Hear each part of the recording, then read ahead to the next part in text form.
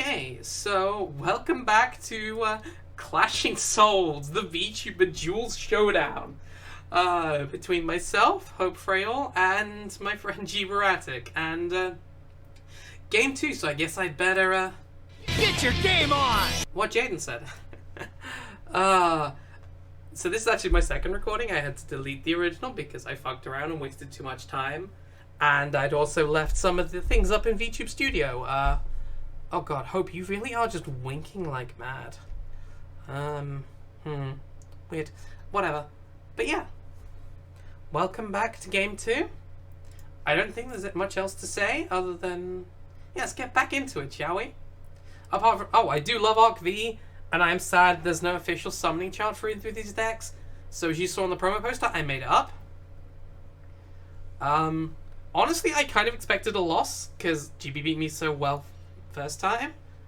Also, GB won the toss and goes first. I draw a decent hand. GB has a good hand. GB starts his mutant chain off, and I take advantage of Max C not being banned in this format. So yeah. Alright, GB sets Mutant Cry, and techs up into Mutant Mist. Mutant Fusion to bring out Mutant Synthesis, and that gets me some more cards in my couple of extra. Yeah, so I went hand up, and honestly, this is a good hand for me. So, Twin Twisters take out Mutant Cry, force him to activate it. Again, the fact that GB activates Mutant Cry isn't the thing. The thing is, this got me 2 spell cards in my graveyard for free, and he'd have activated it anyway to bring out another Synthesis with selectable immunity.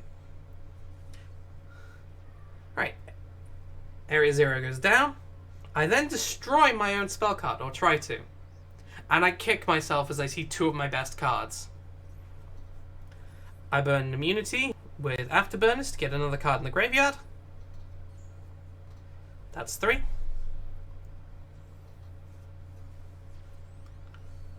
Standard setup. Rose into Hayate. Direct attack. I throw my 3rd copy of Area 0 in there, just to thin out my deck. I go into Kaina, having baited the immunity. I'm an idiot. Yeah, I could have walked down Synths there, but I go for the stronger monster. And I go into Shizuku.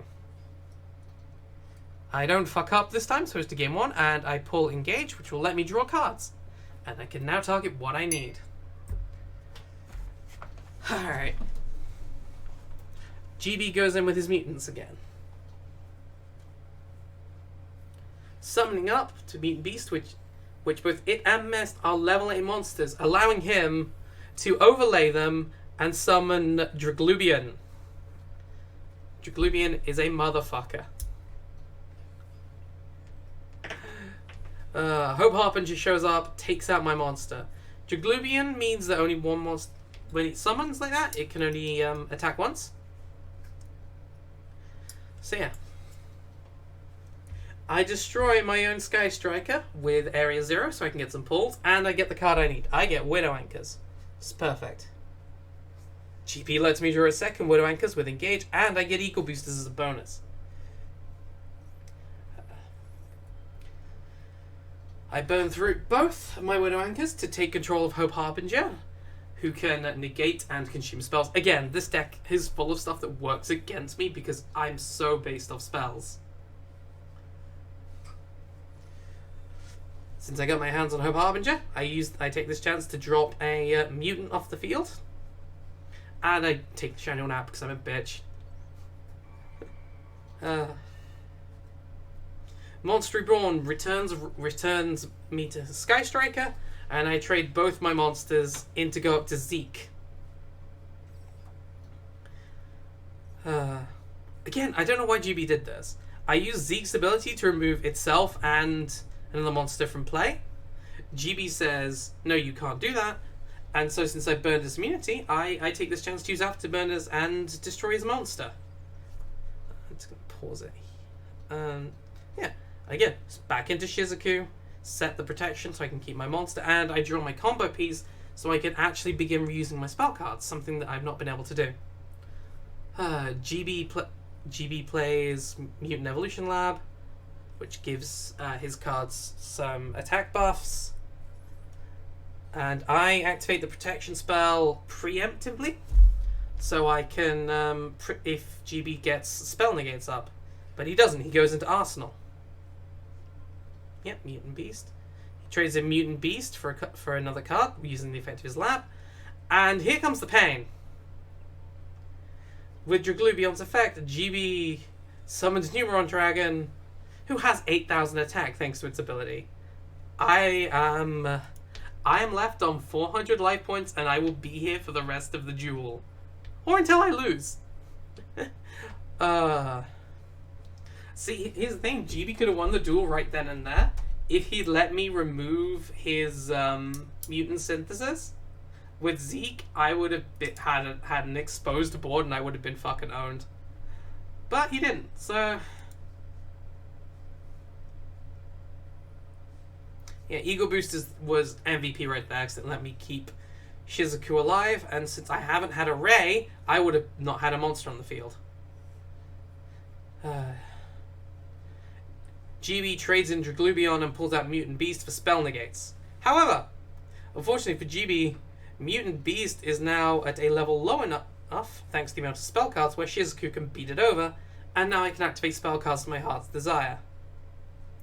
I use Area 0 to trade out my spare copy of Engage. Not Engage, the other one. But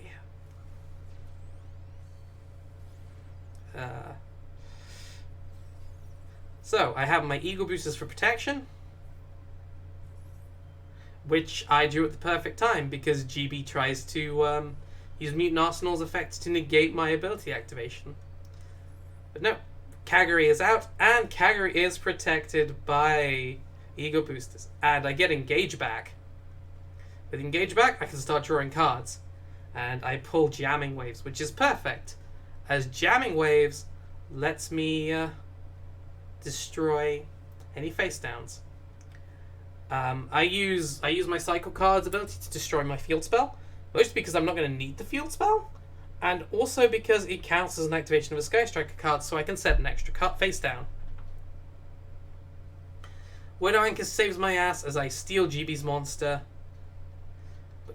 which means I do not lose, because the 500 attack point difference would have been fatal. I set off Jamming Waves to remove GB to destroy Mutant Expansion.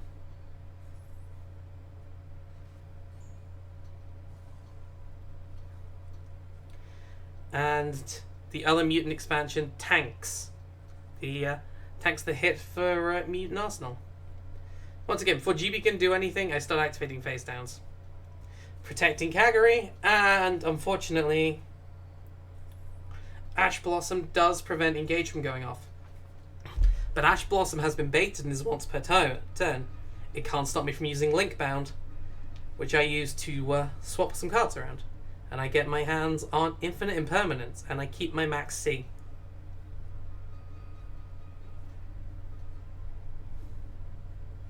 I pull the two cards I think I'll need.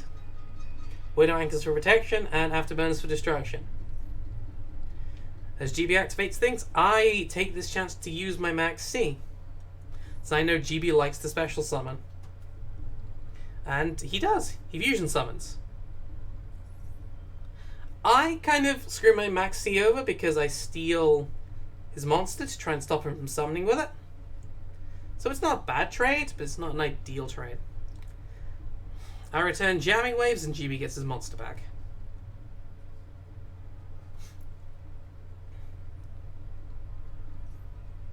Yep. Jamming Waves, I use it to destroy Mutant Cry, but Mutant Cry activates anyway. This is perfect.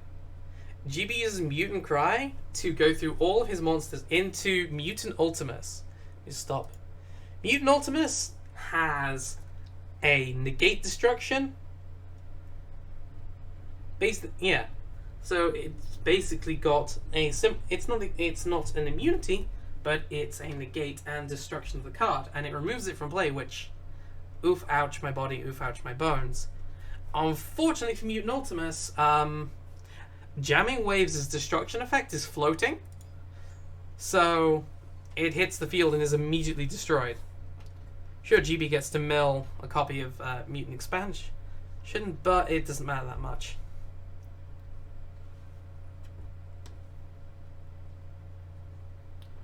GB trades out Dimensional Fissure, and I use Afterburns to destroy Arsenal and his spell card. I then play Cynet Universe, a card that I should probably put more of in my deck. Cynet Universe powers up my Link monsters by 300 and lets me recycle one Link monster per turn. Which, with Ghost, which means I can reuse Kagari infinitely for this effect.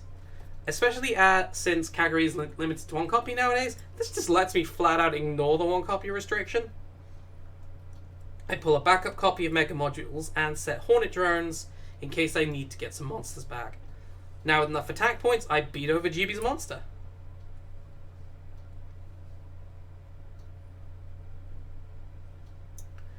I repull Protection and leave it at that.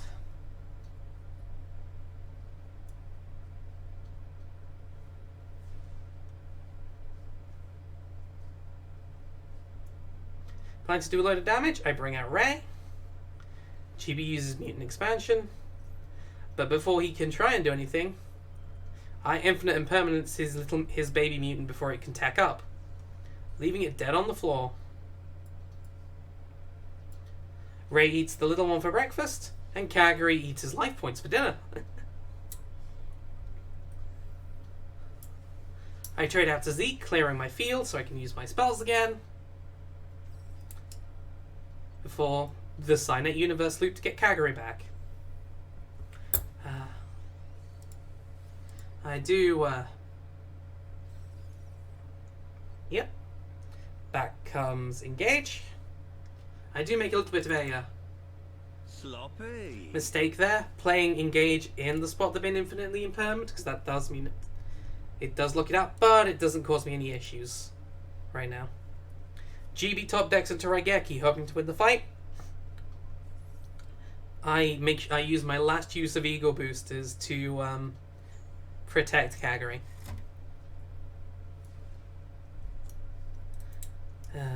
GB has 3,000 life points, nothing on the board. I burn 2 spells,